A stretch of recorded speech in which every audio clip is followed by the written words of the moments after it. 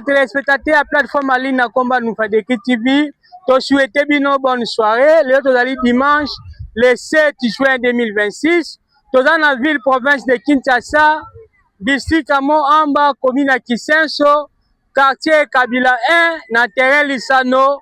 Pona koyeba kosilisa activité na biso na nzela ya plateforme na biso média Lille na as nango spirituel ndenge groupe islamique de la République démocratique du Congo na nzela ya mosquée Fatia oyo ezali dirigé par Imam Aboubakar Boula oyo toyaki kosala couverture ya 3 journées par rapport à conférence débat oyo mokolo ya liboso batunaki biso motuna qu'est-ce que islam et deuxième jour tobaki est-ce que Yesu Masia azali nzambe to azali prophète de Dieu et lelo mokolo misatu tokoloba est-ce que makila Yesu Masia epesaka bomoi to epesaka bomoi te yango tosengi boyeba kokontinue kosabone na plateforme na biso pour bénéficier na bainformation kolansama na 3 axes nango toza na axe éducatif toza na axe scientifique toza na axe spirituel soki oza na posa olekisa baactivité na yo par rapport à 3 axes wana contacter plateforme na biso na numéro oyo plus 243 99 57 11 674 plus 243 99 57 11 674 adresse Gmail na biso ezali Jonathan Nufadekritiste @gmail.com. Plateforme na biso eza wana mpona koyeba kolobela baprojet na bino mpona koyeba kosala promotion nango et tozali na nyonso toyebaka otali kolekisa ezali mpona développement personnel pe na développement communautaire. Bokontinue kosabone, bokontinue koaimer, bokontinue otali koyeba kolobela plateforme na biso pour que lobi tokoma parmi ba plateforme oza le plus suivi na mboka na biso la République démocratique du Congo et pourquoi pas aussi à travers le monde. Vraiment tosepeli mingi na ba connaissance nyonso tozokita na terrain malgré ezaka facilité comment toyebi kozala sidi mpona kozwa kosala montage kotela bino pour que bozala au courant parce que la religion eza élément moko très sensible place bato bavandi soki mutu bangi bayeba identité na ye batunaka soki asambelaka wapi eza élément oyo ezali ya facilité yango tosengi na badifférentes confessions religieuses bocontacte biso po toyeba kolobela oyo tali baactivité na bino biso plateforme na biso baconfession religieuse nyonso soki ebengi biso toyakana toyebaka oyo tali kolobela yango vraiment matondo mingi ngai kombo na nga monsieur Jonathan Mafi Kangal le coordonnateur de cette plateforme. Ezali na capacité ya kokomisa bato nyonso bakoma ba musulman. Ezali religion oyo depuis kala musulman. Ezala ba athée, ezala bato. Yango tolobaki ete nzambe ali koyebisa prophète ne Muhammad alobi na nzela ya nkolo na yo na sagesse. Dans l'islam ali koekomande nde bato bakanisaka. Nzambe alobi ya malamu ya vérité ukomisela bango eloko na esika na yango wajadiluhum osala balongi bapolite ezali bongo te yali ele bali komona bango liboso na bino awa ba musulman alhamdulillah bali kosala kotanga lingi te mpona koyeba vérité makambo ya nzambe liboso ya bato il faut batanga makambo ya nzambe. Parce que révélation c'est éclatana déjà et pas il y a prophète Muhammad sallallahu alayhi wa sallam. Judaïsme. Akutaki ba juif, kati ya ba juif ya ina 3 tribus ya ba juif na kati ya Médine. Akutaki ba chrétien bale na kati ya Médine. Mais bango nyonso afandaki na bango na ndenge ya malamu. A plus forte raison, ndenge na histoire prophétique asinyaki na bango même ba accord. Asalaki na bango même ba accord. Bakor de paix pour nos avons kimia. Bit na biso ezali ndenge wana te. Ndenge donc yango nde biso bali kwa soki bakoyi to biso bali kosambela nzambe parce que bino bali kosambela nzambe te baverse ali ebele na bahadisi ya profete Muhammad sallallahu alaihi wasallam ezali ebele oyali kolakisa cohésion ya bamizima na bareligion mosusu nzambe ali koyebisa biso esu na kati ya buku na ye santo ali koloba la ikrahu fi dini imposition na islam ezalaka te ke okomisa moto mizima na noma soki paso bali basi na yo to bana na yo même famille na yo oyo koimpose bango te oko bamizima okotia bango nde mateya okotalisa bango nde verité Allah subhanahu wa taala oyo akondima alhamdulillah nanga sali taufik oyo akoboya alhamdulillah makambo epai Allah subhanahu wa taala biso suwaka ndenge wana donc c'est ça yango toyei mpona mwa kopesa éclaircissement ya kobala ye yango topema bandeko oyaka totuna mituna makambo ebele bandeko bayebaki yango te makambo ebele bandeko bali kodécouvrir yango awa alhamdulillah sambitade lelo mokolo ya misato sujet na biso ezali nde topesaki communiqué ya yezo ezali kosauve te ezali kosauve te parce que nde tomona kati ya banzela batebele na petomi ya makila ya yezu isa bin mariam alayhima salam nde sine na biso yango ekozala lelo na water na biso ekozala imam muhammad tasongo inshallah akomeka koexplike biso na kolai pena ya mozino sans plus tarder ya imam waliyatafadali walimashkura mukolo biso nyonso tokokufa me nzambe le dieu créateur apona kotikala libela na libela mpe alakisi biso na kati ya baécriture sainte ke oyo nyonso akokufa azali dignité ya kobengama nzambe mpe tosengi kimia gracia mapamboli ya allah le dieu créateur ezala likolo ya prophète na biso Muhammad sallallahu alayhi wa sallam likolo ya famille na ye bacompagnon na ye mpe likolo ya prophète moko na moko to messager oyo nzambe atinda na bosolo atina ete baprofete wana bakoka kolongola biso na molili ya libunga po ete bakite biso na nzela ya semba. J'espère que ndenge cheikh na biso awuti koloba lelo ezali mokolo ya suka thématique na biso ezali est-ce que le sang de Jésus-Christ versé sur la croix selon les chrétiens yango wana nde kopesa bomoi ya seko croire à la mort de Jésus-Christ sur la croix pour avoir la vie éternelle. Les doctrines fondamentales dans le christianisme yango wana. Donc Jésus était venu mourir à travers sa mort que nous ayons la vie éternelle. On a l'ingala, c'est-à-dire il faut que l'ima liwa et le kuluzu, faut que soit le biko. Les doctrines fondamentales dans le christianisme yango wana. Mais les autres côtés, ceux qui enseignement ezali vrai, to ezali faux. Mais avant de aborder thème ya biso ya lelo, tolingaki kosala un petit rappel concernant le premier thème oyo ezalaki qu'est-ce que l'islam, nini nde l'islam. La deuxième thème ezalaki Jésus-Christ est une Dieu, un prophète de Dieu. Liboso, j'espère que ma cherche na biso bazalaki plus que clair. Yakola qui sache que l'islam est la seule religion révélée par Dieu ou provenée par Dieu. Mais les religions ne connaissent plusieurs dispensations prophétiques dans l'espace et dans le temps. Religion, il y a Nzambe ezali moko, oyo Nzambe a révélé à toute l'humanité. Mais religion ne connaît plusieurs dispensations dans l'espace et dans le temps pour la simple et bonne raison que Nzambaza moko, bintu ya bokela mina biso ezali moko, bintu ya botika mina prophète na ezali moko, message fondamental central ma prophète nyonso ayaka côté ezali moko. Et comment voulez-vous que religion à ma prophète et que les causes à la différence? Non. Religion dans les âmes encore. Chaque prophète a prêché l'islam à l'époque naïe na batunaï.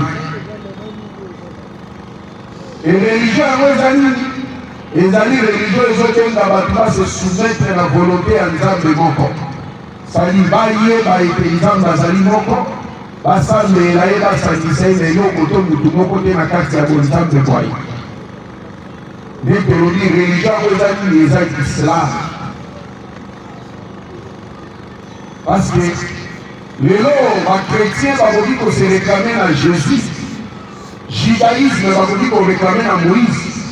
Mais il n'y a aucun texte dans la Bible judéo-chrétien où Moïse a dit que ça va juste que la religion comme le judaïsme. C'est ça. Comme dans la Genèse et l'Apocalypse, c'est ça. Et même là, cela va de même avec les chrétiens. Les chrétiens vont se réclamer à Jésus. Mais il n'y a aucun texte dans la Bible judéo-chrétien où Jésus, l'un des apôtres, alors on a dit une religion comme le christianisme. Jésus a dit mon chrétienté, a dit mon christianisme, a dit qu'on prêchait que religion comme le christianisme. Mais la religion christianisme est créée après que Jésus-Christ se soit passé. Et maintenant, il va créer le christianisme, ce sont des Romains. Et on va la vision christianisme, c'est l'église catholique romaine. C'est-à-dire l'église signifie ensemble catholique universelle de Rome qui propage la coutume de Rome.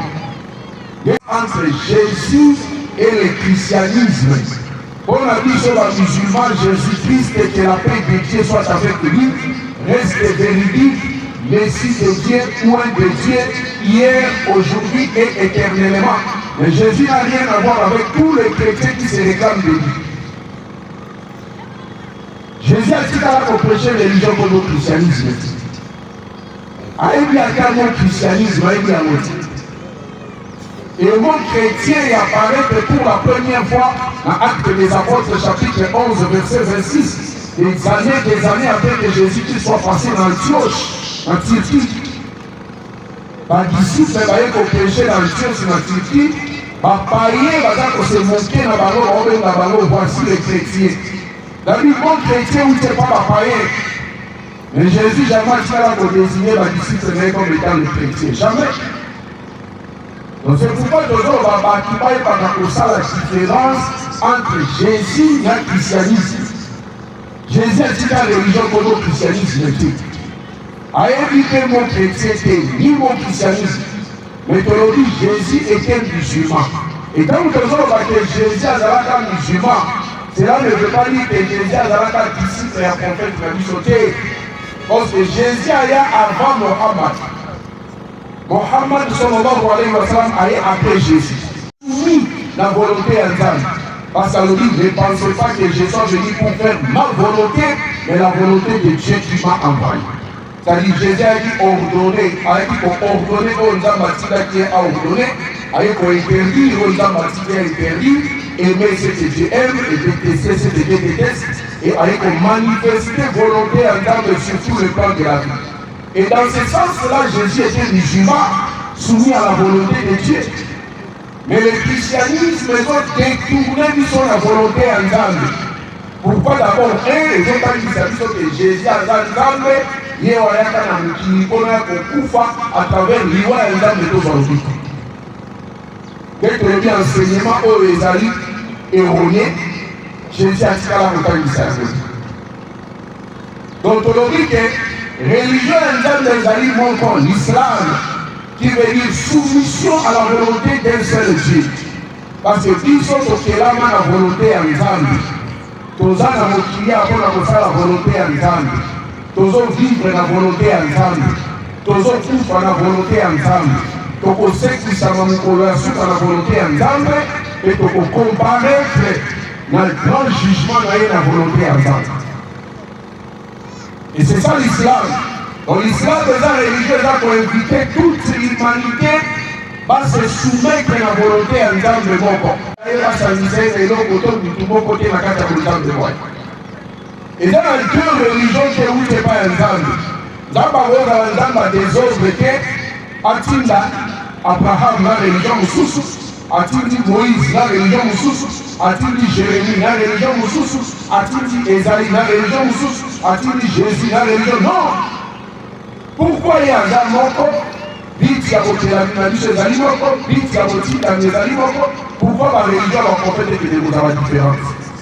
Ils sont battus pour créer la religion.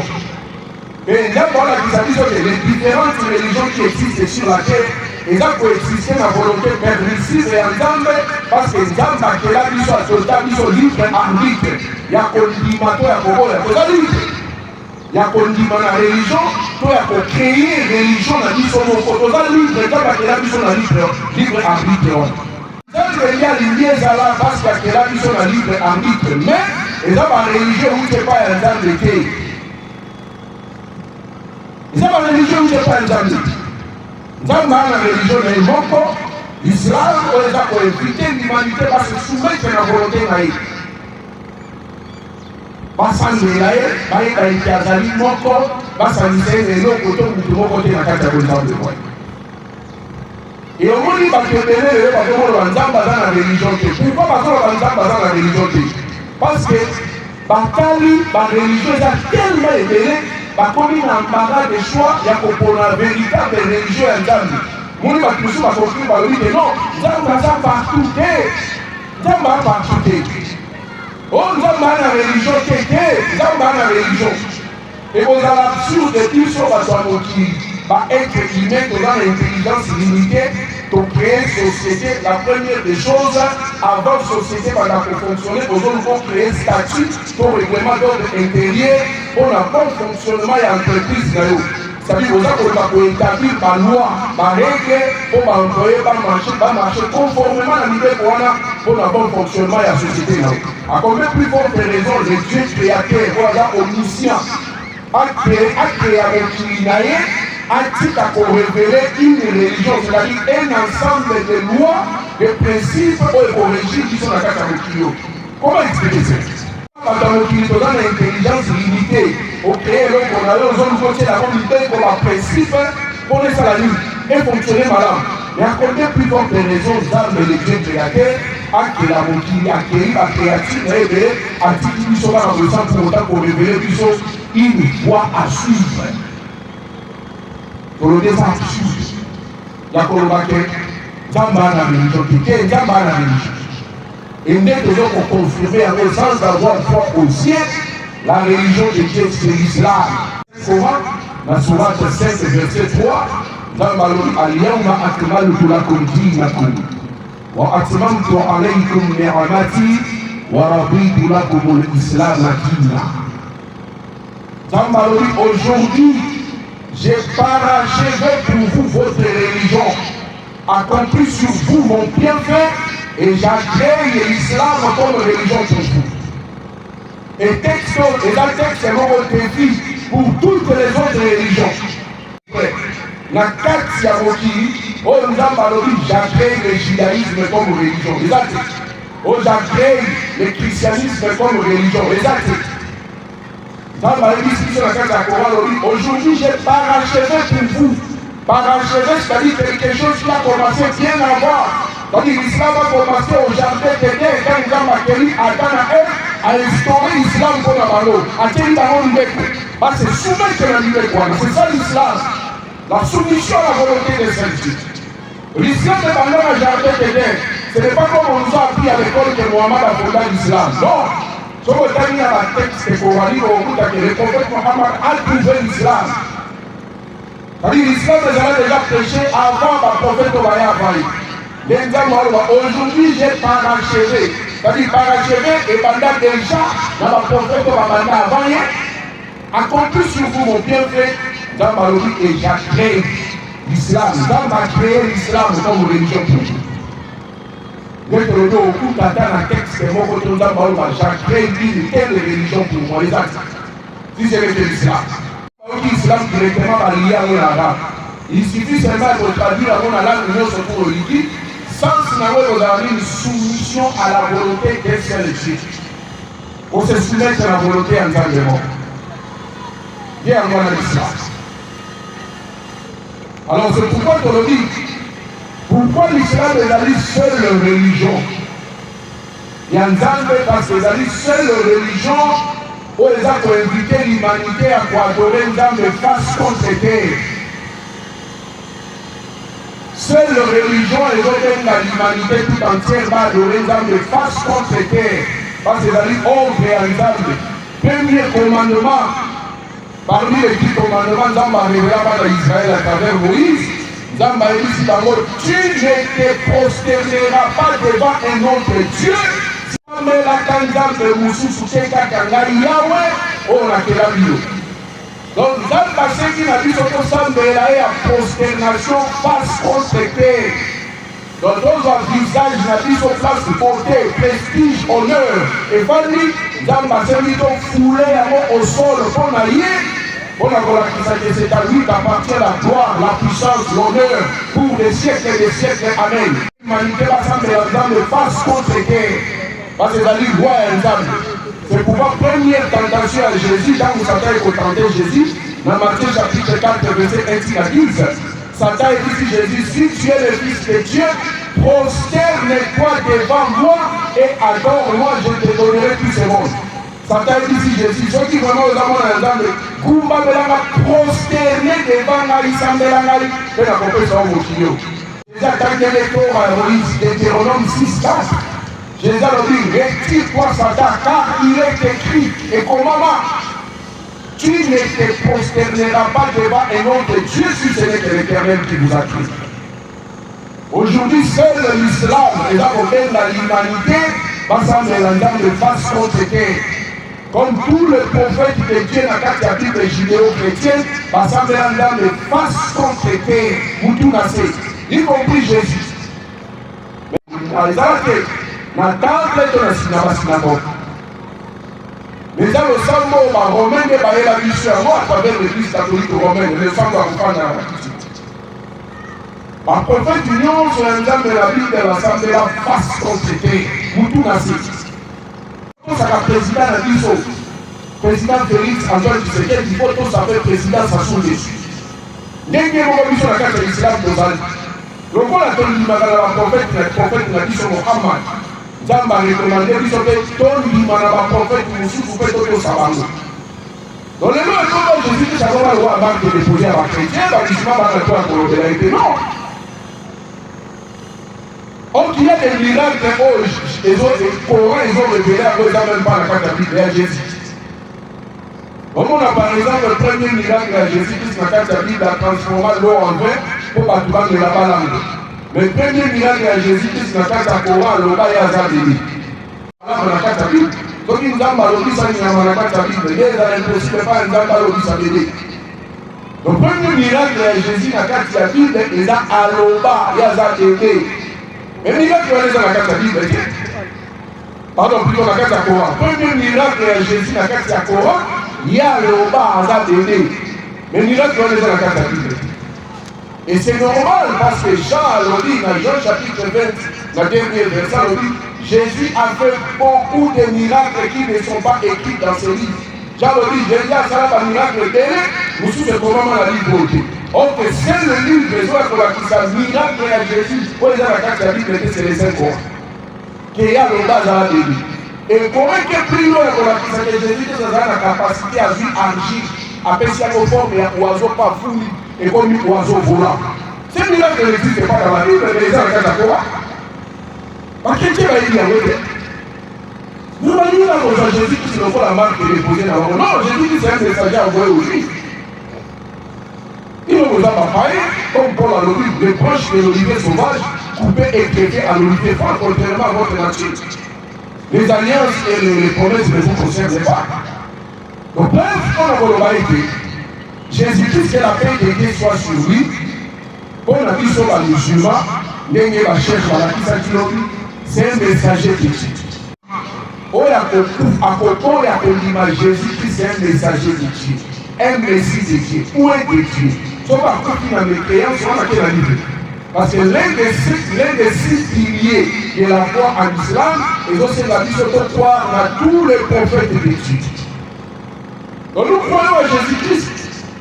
Mais toujours qu'il y a une place qui a un prophète de Dieu.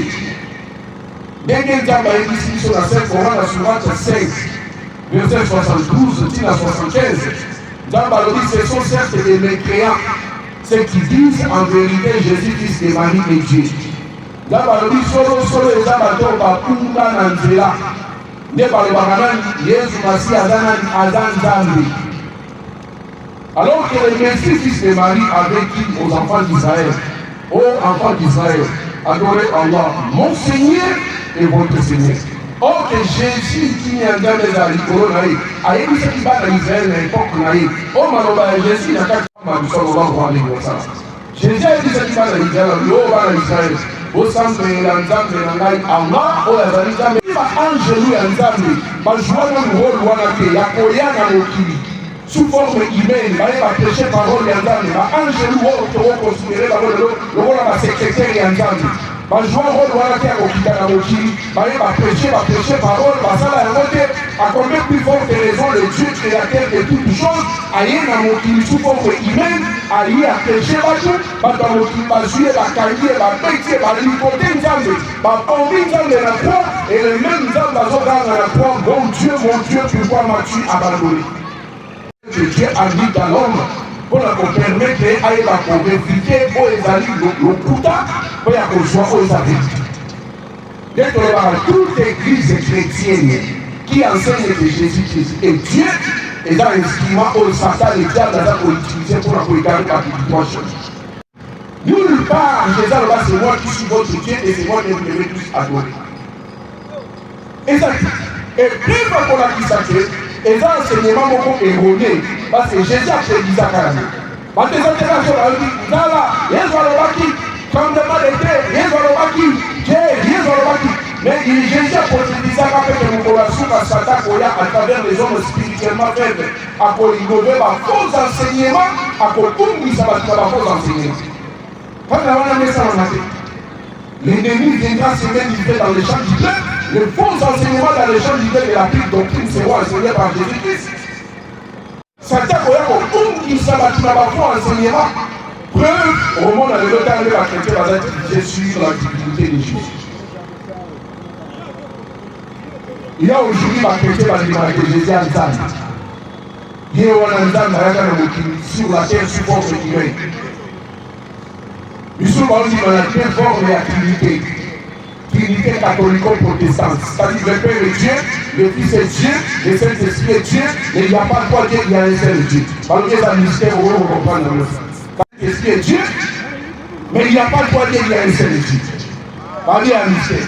Et il y a qu'une seule forme de la Trinité, ça a enseigné dans le message de William Anou Padam, au Padam à complètement par le prêtre Saberius. C'est-à-dire Trinité, on a une Trinité sabérianiste, qui consiste à dire qu'il n'y a pas trois personnes à Dieu, et il y a une seule personne qui a rempli ça à trois fonctions. Il y a un Zalagan Sam, il y a un Zalagan Koro, il y a un sous forme humaine à la personne de la fils, et il y a un Moli au sens. Et il y a les gens chrétiens qui ont liberté que Jésus a ensemble. Entre autres, tu as déwé. Tu as déwé, ils sont bazar, on a d'accord, on a vu sur la musulman. Ce sont les chrétiens. Mais la liberté que Jésus a ensemble. Il y a des témoins des gens qui ont la liberté que Jésus a ensemble. Et il y a certaines églises qui réveillent entre autres pasteurs Wallo, où il y a Albinos, la liberté que Jésus a ensemble. Parce que donc, bazar vachement divisé sur la personne de Jésus. Et il y a aujourd'hui doctrine pour l'église catholique, la doctrine de la Théotokos, c'est-à-dire Marie, la mère de Dieu. La catholique, Marie est la mère de Dieu. Mais la chrétienne église qui réveille, il faut pas dire que Jésus a ensemble. Non, Marie a réveillé dans la Trinité pour venir à l'ensemble. C'est-à-dire que Jésus a ensemble. Or, si Jésus est Dieu selon eux, il est catholiquement logique que Marie soit appelée qui? La mère de Dieu. Mais si quand on dit tout, est-ce que toutes les divergences dans le christianisme autour de la personne de Jésus, est-ce que les divergences sont les amis pour le père à l'ange? Est-ce qu'il y a un groupe d'anges dans l'image de Jésus en disant groupe à l'ange sur la vie, Jésus en disant groupe à l'ange sur la vie, il y a trois personnes, il y a celle de Trinité, Dieu le Père, Dieu le Fils, groupe à l'ange sur la vie, est-ce que divergence dans la carte du christianisme autour de la personne de Jésus-Christ, est-ce que divergence dans les amis pour le père à l'ange? Non! Les anges et les musulmans, donc qui ne sait les visions de Jésus-Christ? C'est un messie de Dieu ou un de Dieu prophète de Dieu. C'est un messie de Dieu, un envoyé de Dieu. Ça dit, dès qu'on continue à répéter, nous tous sommes en croyance que Jésus-Christ est Dieu, sauf qu'il a un monsieur qui est ça la il ne fait pas que Jésus qui a la nulle part, Jésus a dit c'est moi qui suis votre Dieu et c'est moi qui vous devez tous adorer. Ça n'existe pas. Et ça dit, et même pas qu'on continue à s'encharner, et ils ont et là, quand vous savez, ça dit que le miracle n'a pas le mot à Jésus. Au nom de Jésus, ça t'a qui? Au nom de Jésus, de moi qui? Au nom de Jésus, vous doit dire. Ah, mais ça dit d'abord le nom de Jésus. Mais non, ils ont obligé à prophétiser, il faut s'accomplir. Jésus a le pas qu'à prophétiser à moi. Alors, plusieurs viendront à mon nom. Ningi bakoya na kombo na ngai Jésus. Ils feront des miracles mensongers. Bakosala ba miracle ya lokuta. Ils égareront si possible même les élus. Bakopungisa même ba bazalaki na nzela ya solo. Et on mona mon musulman ko malade, on est comme malade. Allez, ami on a des mécanos de l'église. Ça avec l'église va dire au nom de Jésus malade ici à bout. Parce que Jésus a prophétisé ça. Bakoya na kombo ya Moïse, na kombo ya Élie, mais na kombo ya et bakopungisa même dans les bazalaka musulmans na vérité. Dès avant le miracle au nom de Jésus. Le miracle est la critère indispensable pour la véracité. Il y a prophète qui a religieux, prophète de Dieu qui fait des miracles, vous voyez, c'est réalisé. Et si c'est prophète, Mosakoli moko amimi katina bino, asali ba soki kaka prophète wana bengi bino, bosambela. Donc nzambe ola kisabiso awa, religion ya nzambe, to prophète ya nzambe, ezambi. Mais les enseignements qui procurent la vie éternelle, faire les miracles. Nous devons miracle qui s'habillent sont des critères indispensables pour permettre les gens de à possède les amis enseigner créateur. Mais t'as là le miracle nayo. Chaque année, pourquoi pas miracle na nous pona bobengana na nous ba rebelle kuna na. On les a ratés. Côté mindele ni na katero. Ba na voyage en Afrique, ba refanda en Afrique. Azopesa libala, Jésus a azopesa bombongo. Les Congolais bazo kufa kuna. Donc Jésus a encore obligé à prophétie. Jésus-Christ a prophétisé à yango tozomona. Ko parachuter directement na thème ou bien to sambela na. To chuter directement na thème na biso. Assalamu alaykum. والصلاة والسلام على نبينا محمد وعلى آله وأصحابه ومن تبعهم بإحسان إلى يوم الدين أما بعد.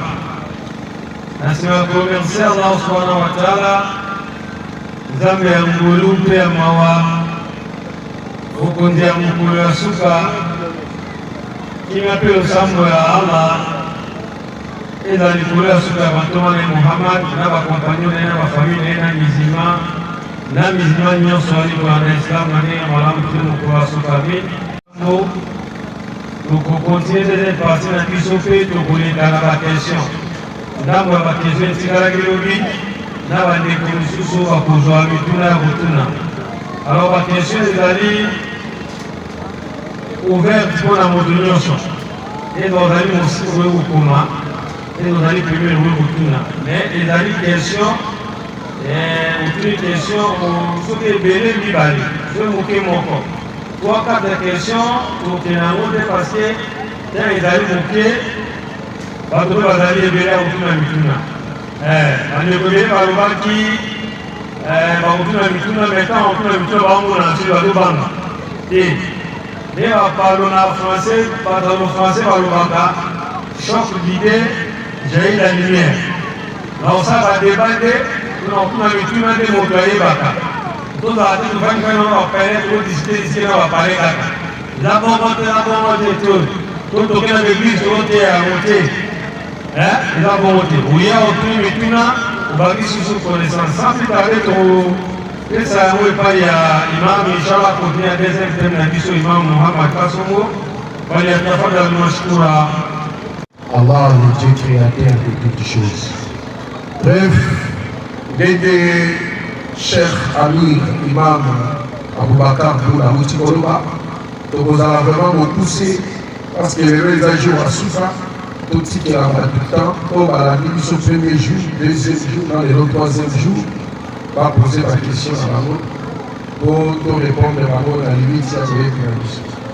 Le premier jour, où ils ont présenté l'islam comme étant la religion universelle, et dans l'exposé la mission à deuxième jour, où ils ont Jésus-Christ est Dieu, un prophète de Dieu. Et les autres nous avons abordé si pour le troisième thématique, la mission où ils ont la doctrine de la rédemption par la mort de Jésus-Christ sur la croix. Et étant dit ça dans le christianisme, aujourd'hui sur les musulmans, non seulement sur les musulmans, raison résonante, doctrine ya Kolobake, l'humanité est comme état qui péchait à partir de nos premiers parents Adam et Ève. Selon le christianisme, péché Adam et Ève, il y a goûté au fruit des familles, selon le christianisme. Le christianisme nous montre que nous naissons avec le péché d'Adam et Ève. Topota makanalisu ya Adam et Ève. Dans ma libisaka ya moté et pour la colibisa péché wana et ma mère qui possède un sacrifice d'une valeur infinie et pas un temps. En chrétien va dire que la puissance va fini donc on présenter sacrifice vont côté d'une valeur infinie pour le soumo ya Adam et Ève pour ta makana ça et libisa. Il y avait un attribut à Nzambe, il y a justice à Nzambe, et il faut que Adam et Ève, les descendants de Bazara, châtiés, Bazara puni. Et il y avait un autre attribut à Nzambe, il y a miséricorde, il faut que Adam et Ève, les descendants de Bazara pardonné. Alors, Nzambe, il y a un qui de comment on dit pour réconcilier deux attributs, il y a justice, et il faut que Adam et Ève, les descendants, Bazara châtiés. Et de l'autre côté, attribuer la miséricorde, les autres, c'est un animal qui dit ça. Christianisme, il dit que Nzambe Yemoko Ayaka Namoki, sous forme humaine, à la personne de Jésus, là, je dis pour les chrétiens, on va dire que Jésus a Nzambe. Parce que Nzambe Yemoko Ayaka Namoki, sous forme humaine, à la personne de Jésus, Aye Amitiki. Biso bato mokili tozwaye topekaye toligote tokomaye totaye na kwa Nzambe akufa lekuluzu à travers liwa ya Nzambe sur la croix tondimaka ke Nzambe akufela biso na kwa abwaka makila na ye na kwa comme ça lisumo to erita ya Adam na Ève esala nini elibisama mpe ezala moyen mpona biso ya kokota paradis. Pour les chrétiens bazondima ke Jésus a Nzambe.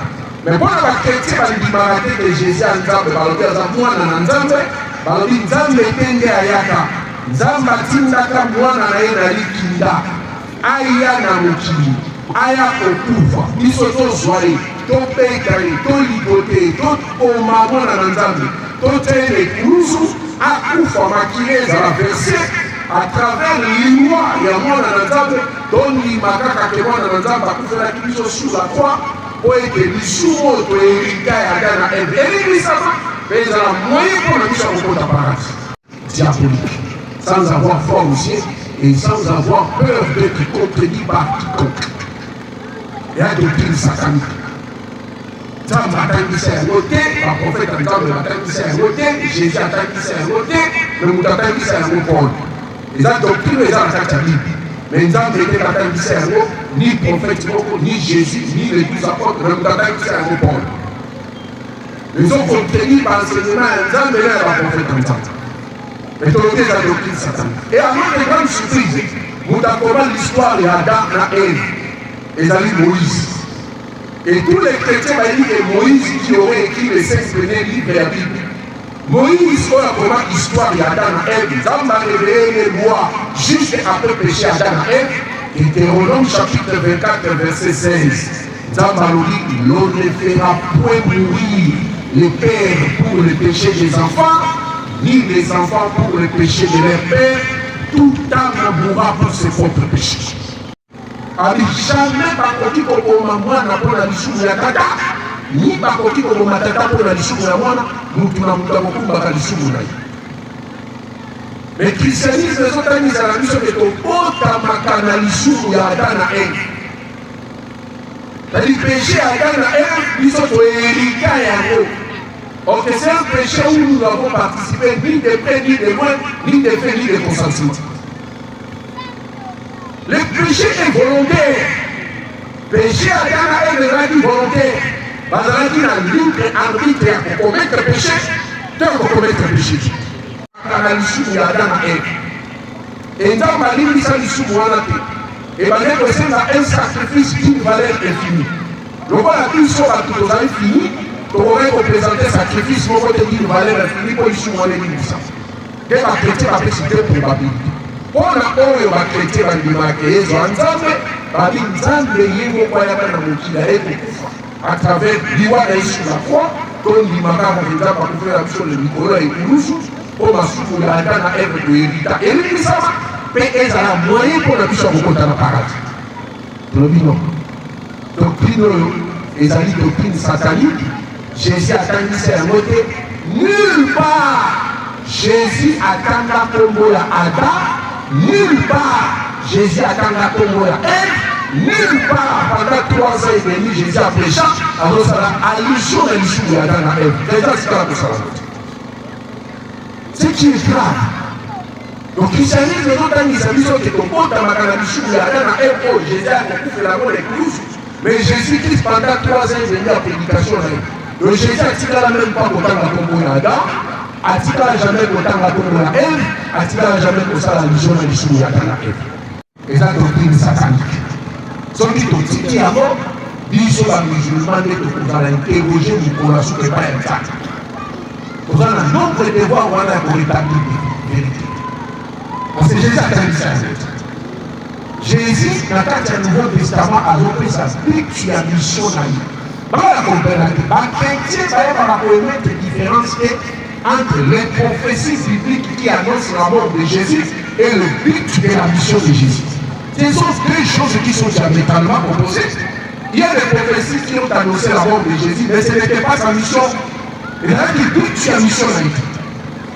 Mais Jésus-Christ ye moko azo expliqué but de la mission na ye na kati ya évangile na parabole de vignerons homicides na Matthieu chapitre 21 verset 33 tina 40.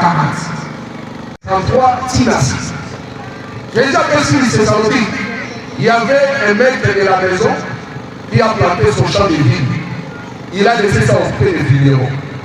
Lorsque le moment de la récolte arriva, le maître de la vigne envoya ses serviteurs vers les vignerons pour aller prendre sa part. Les vignerons tuent les serviteurs des maîtres de la vigne. Il a envoyé un deuxième groupe, vignerons Baboni. Il a envoyé un troisième groupe de serviteurs, vignerons Baboni. Et cette fois-ci, le maître de la vigne s'est dit, maintenant je vais enverrer mon fils, peut-être qu'ils auront du respect vers mon fils et ils donneront ma part. Mais lorsque les vignerons virent le fils, ils dirent, voici l'héritier, saisissons-les et tuons-les. Et bazui héritier, babimisi yango elanga, bazui babetie pe baboni.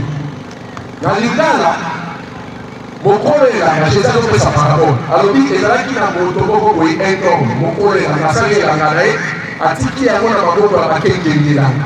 Ndenge lelo ezalaka toyebi bato ya mbongo bahonorable, ake sorti na plateau de bateke, asali bilanga na ye, atiki yango na bakengeli bilanga. Chaque récolte, azoya to azotinda bato bazwa nini? Mais la Palestine ezalaki soki atiki epai ya bakengeli elanga, sadi bayokani. Ntango milona ekokota bakobimisa milona bakaboli bakengeli elanga bazwi bana bango batindeli mpe mokolo elanga bana ndenge ezalaki na Palestine. Jésus alobi mokolo elanga asali elanga na ye atika yango na bakengeli elanga na bavinero. Ntango ya milona ekoki mokolo elanga atindi groupe ya baserviteur na ye epai ya bakengeli elanga mpo bapesa bana na ye. Bakengeli elanga ntango baboli premier groupe ya baserviteur ya mokolo elanga na ye bazwi babeti baboli. Mokolo elanga ntango ayoki atindi deuxième groupe epai ya bakengeli elanga mpo bapesa bana na ye. Deuxième groupe ya baserviteur bakei bakolo elanga bazwi babeti baboli. Atindi su troisième groupe bakonaître même sort. Maintenant mokolo elanga lobi cette fois-ci bakotikela bango mwana na ngai peut-être bakozala na respect vers mwana na ngai bakopesaka bana na ngai mais ntango mwana ye bazwi bakolelaka balobi oyo nde héritier cetadire soki ye kokolelaka aza te yenda kohéritela baministre ekolelaka bazwi babeti ye baboni awa na kati ya parabole jésus aza koexplike alobi bokolelaka nde nzambe nde bokolelaka vigne oyo alonaki ezali lwa ya nzambe oyo apesaka bana ya israele mpo batosa barespecte mpona lobiko na bango baserviteur ya kokolelaka bade kotinda vere bakolelaka bakengelelaka ezali baprofete ya nzambe oyo nzambe atinda bango na toute histoire spirituelle ya bana ya israele mpona kosenga na bayuda bazonga na mibeko ya nzambe eza korepresente baserviteur ya kolelaka bade kotinda bango epai ya banani epai ya bavignero mpo bakelezwa parnai mais bakengelelaka bande kosala nini babandaki kobomba baprofete ya nzambe nde omoni jésus-christ alobi na Matthieu chapitre 23 alobi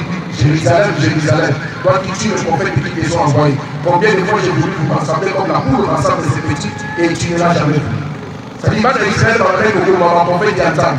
Dès Jésus a sur la puissance de la parabole, les serviteurs du maître de la vigne représentent les prophètes de Dieu que Dieu a envoyés dans toute histoire spirituelle. Il y a pas d'Israël. Bon, on va signer dans la part d'Israël,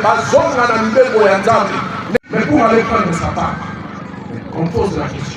Est-ce que le maître de la vie qui représente Dieu a-t-il envoyé son fils Jésus vers les vignerons pour aller se faire tuer ou pour aller prendre sa part?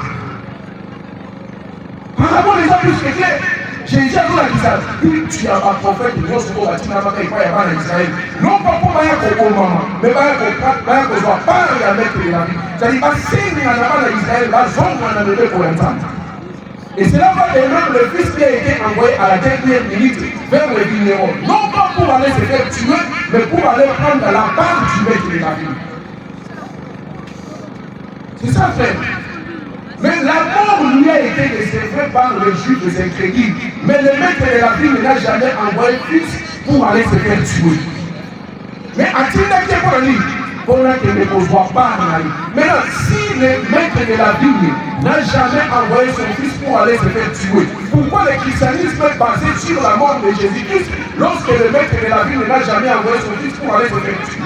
Il n'a jamais envoyé son fils pour aller se faire tuer, mais pour aller prendre sa part. Lorsque nous avons bâti, il n'a jamais continué à Jésus-Christ pour aller au Koufa. Mais atindaka epona kosenga na bayuda bazonga na libeko ya nzambe ndenge ezalaka na ancienne alliance.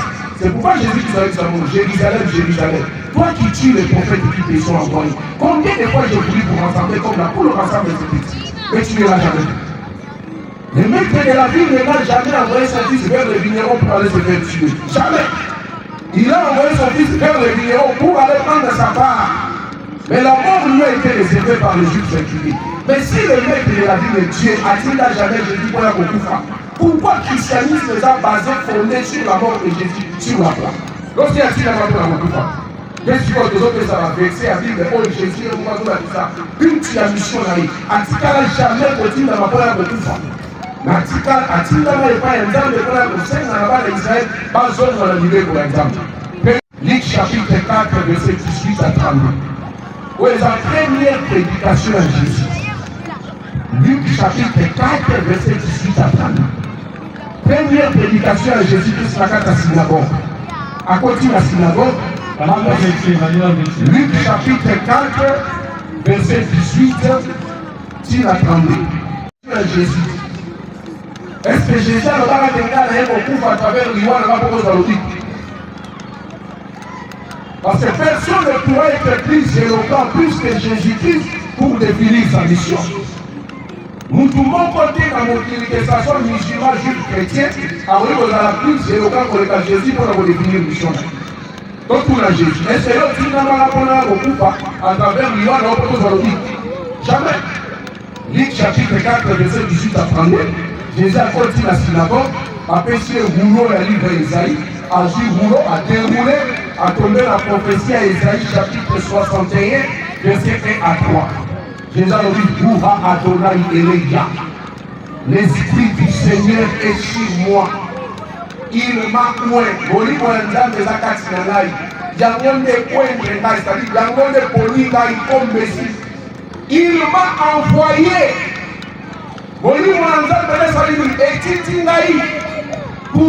Permettez la préposition pour indique le but de la mission de Jésus.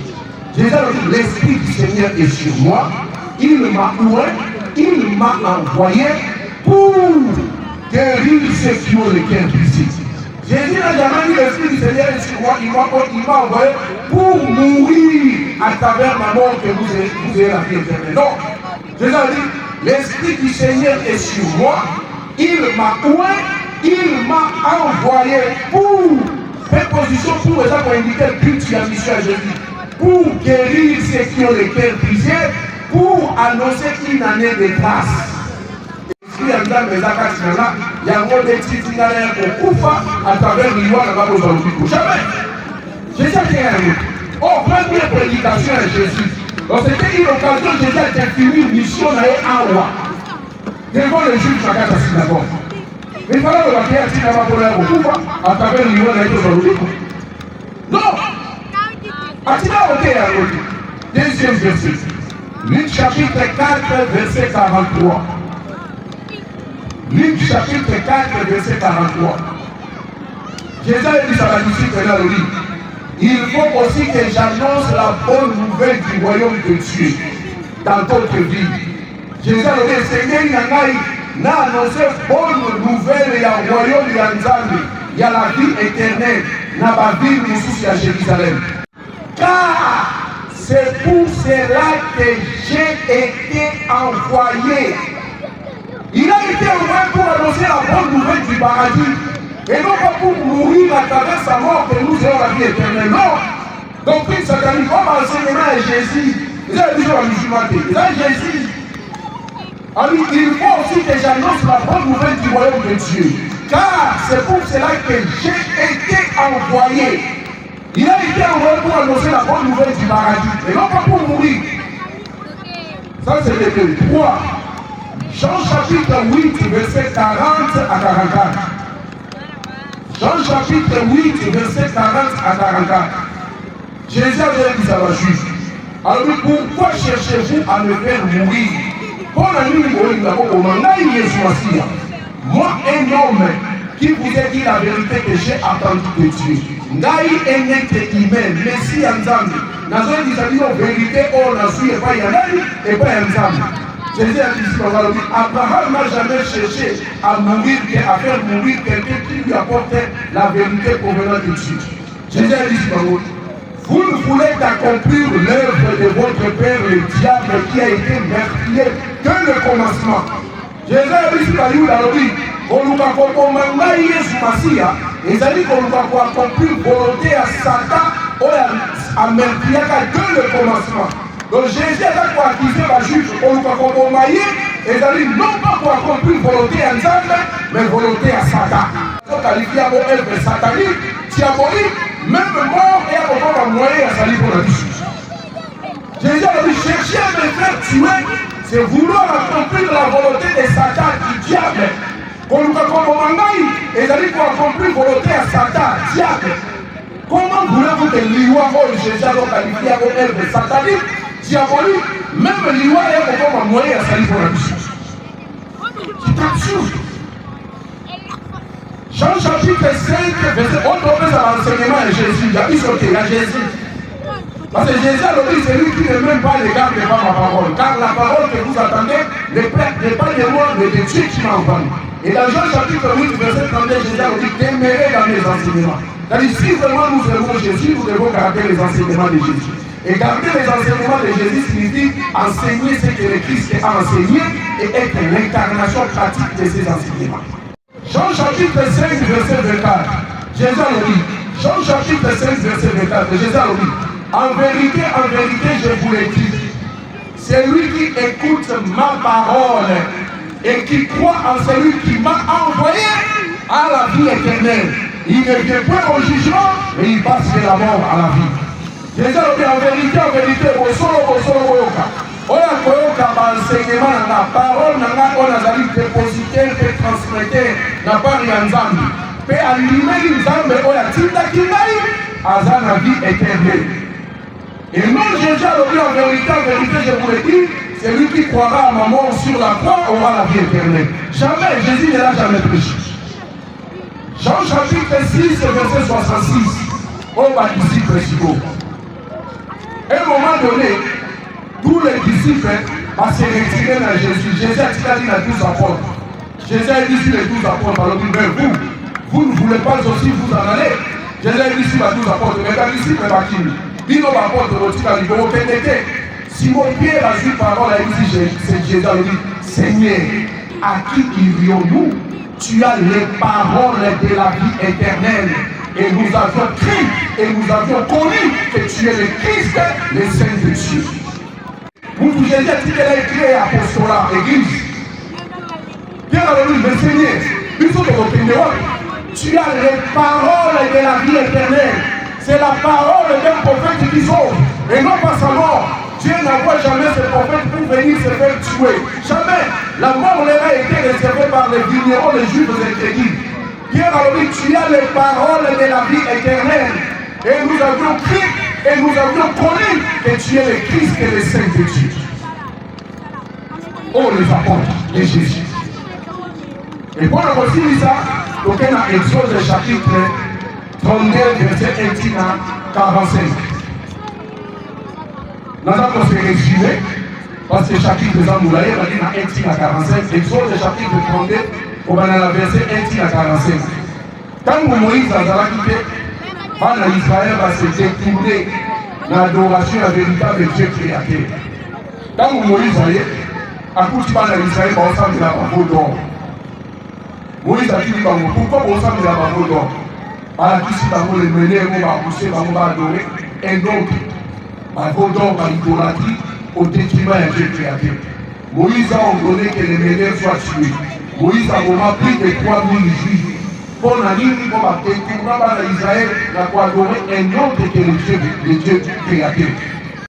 Moïse a volé 3000 juifs pour la ligne, pour ça qu'il va d'Israël dans l'idolâtrie.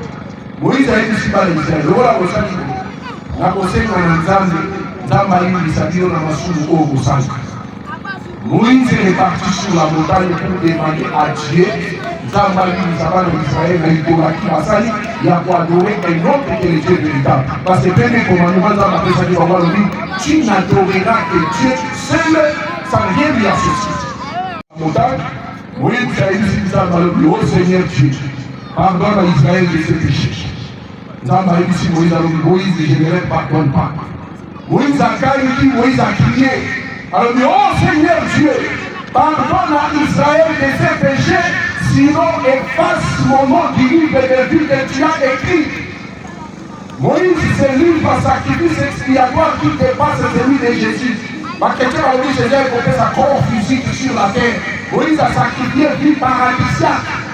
Moïse a dit, oh Nzambe, l'Église à Israël a dit sur Basali.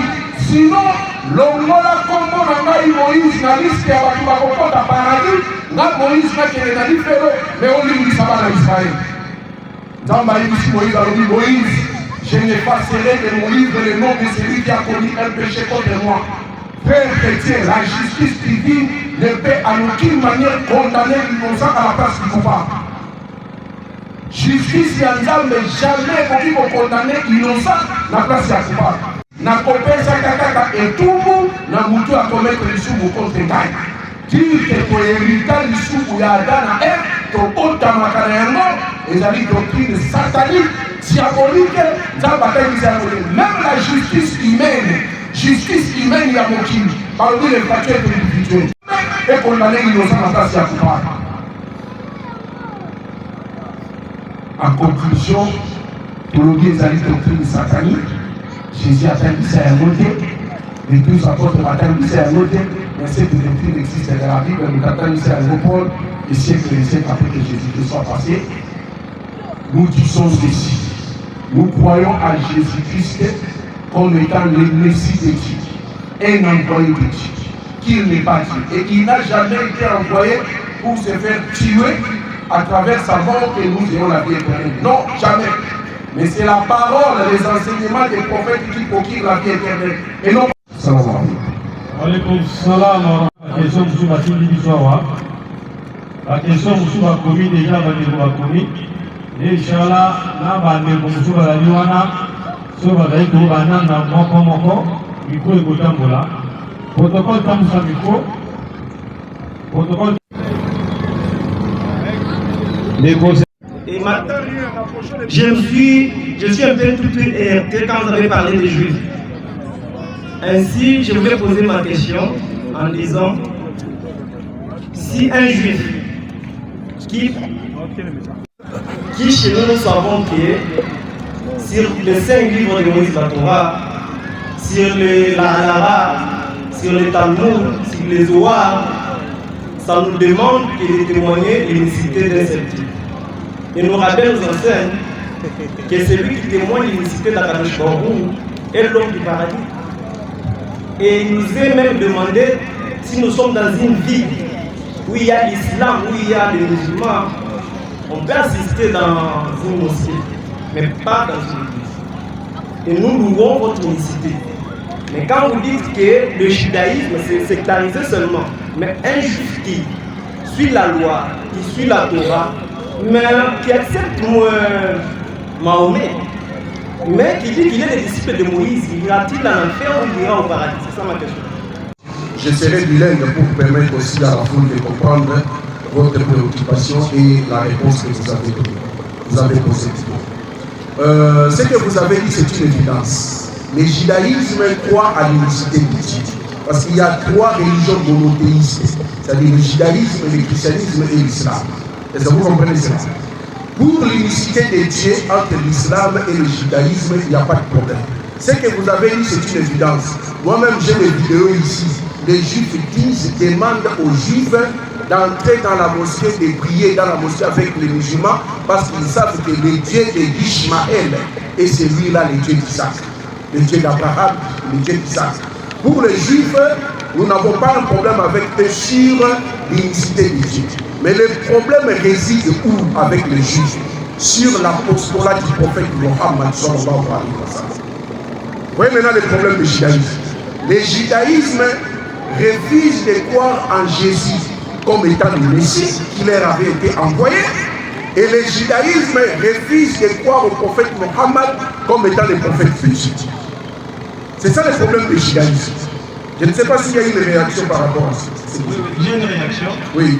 Tout à l'heure, quand vous avez fait mention d'Exode, Oui. là où il vous est demandé s'il y a un prophète qui se lève parmi vous et qui vous incite à adorer notre Dieu, ces prophètes, il faut les tuer. Carrément. Alors, si vous regardez dans les livres Matthieu et tout consort, vous trouverez que non, il y a d'autres passages qui contredisent la Torah, qui contredisent les paroles de Moshe Rabbeinu. Vous voyez? Alors, si un tel prophète qui nous demande d'aller adorer un autre Kadosh Baruch Hu, on va faire des lui droits. C'est ça le problème, frère. Le problème n'est pas celui avec les Jésus, mais le problème avec les évangiles. Vous savez qu'il y a une différence entre Jésus et les évangiles. Jésus n'a pas prêché les évangiles. Il y a les évangélistes qui ont relaté l'histoire de Jésus, mais qui n'ont jamais été témoins oculaires de la vie de Jésus-Christ. Ce n'est que normal, il peut y avoir des contradictions dans les évangiles ou les contradictions des versets, certains versets des évangiles qui contredisent la Torah. Parce que tous les évangiles, les évangélistes n'étaient pas témoins oculaires de la vie de Jésus. Prenons par exemple les épîtres de Paul. Est-ce que vous comprenez ça? Il y a des épîtres de Paul, il y a des choses que Paul a enseignées qui contredisent la loi de Moïse. Est-ce que vous comprenez? Mais cela ne veut pas dire que c'est Jésus qui contredit la loi de Moïse. Non. C'est pourquoi, dans mon exposé, j'avais dit les chrétiens doivent savoir et mettre la différence entre Jésus et le christianisme. Les gens confondent. Jésus reste véridique ou est Messie de Dieu. Mais Jésus n'a rien à voir avec les évangélistes ou les évangiles ou le christianisme. Parce que Jésus n'a jamais laissé une religion du nom du christianisme. Jésus n'a jamais laissé un livre du nom de la Bible. Est-ce que vous comprenez cela? Mon frère, vous avez raison. Mais le problème n'est pas avec les contradictions des évangélistes ou de Paul. Le problème, c'est avec la personne de Jésus. Est-ce que Jésus est-il un vrai Messie de Dieu ou pas? Répondez-moi maintenant à cette question. Selon vous, Jésus est-il vrai ou faux? Donc pas totalement selon moi, parce que nous suivons... Mon frère, ne faisons pas du coq à l'âne. Moi je te pose la question, les chrétiens sont là témoins. Vous savez que sur ce point nous sommes unanimes avec les chrétiens, Jésus-Christ est véridique. Sauf que vous les juifs, vous refusez de croire à Jésus-Christ. C'est ça le problème. Mais dites-moi maintenant, je vous dis, Jésus-Christ est vrai ou faux? Répondez carrément. Ah, tu vois même. T'as compris. S'il vous plaît, nous avons attaqué le judaïsme. Parce que le judaïsme est garder l'unicité de Dieu. Nous sommes d'accord là. Mais le judaïsme est beau qu'on dit deux prophètes Yanzambi, Jésus et Mohamed. Les problèmes laisse-moi évoluer. Les problèmes parce que nous en islam, il y a un enseignement coranique qui nous demande de croire à tous les prophètes de Dieu. Je l'ai dit ici. Un musulman qui refuse de croire que Jésus-Christ est Messie de Dieu, où est de Dieu? Jésus a reproché les Juifs. Dans Jean chapitre 15, verset 20 à 25, Jésus a dit ça va Juif, si je n'étais pas venu et que je ne vous ai pas parlé, vous n'aurez pas péché. Mais comme je suis venu, je vous ai parlé. Vous m'avez attendu, mais vous n'avez pas cru, vous êtes condamnés. C'est-à-dire la volonté divine vers ce que nous croyons à tous les prophètes de Dieu, sans exception. Mais c'est là où nous condamnons le judaïsme. Le judaïsme refuse de croire aux deux prophètes de Dieu, Jésus et Mohamed. Dans ce cas, le judaïsme est écarté. Vous n'aurez pas les saints. Tu peux rester dans le monothéisme, tu es le véritable Dieu créateur. Mais tant que tu refuses de croire au messager de Dieu, vous irez en enfer. Ah, réagissez encore. Oui. Ici, nous avons autre approche par rapport à notre religion. On nous a promis un Messie qui devait venir. Le Messie, ce n'est pas par rapport aux chrétiens. Le Messie a une mission spécifique qu'il devait accomplir. C'est pour cela que les Juifs n'ont pas cru à la mission de Jésus-Christ. S'ils disaient que c'est un prophète, comme tout autre prophète, ça allait passer. Mais ils ont parlé que non, c'est le Mashiach.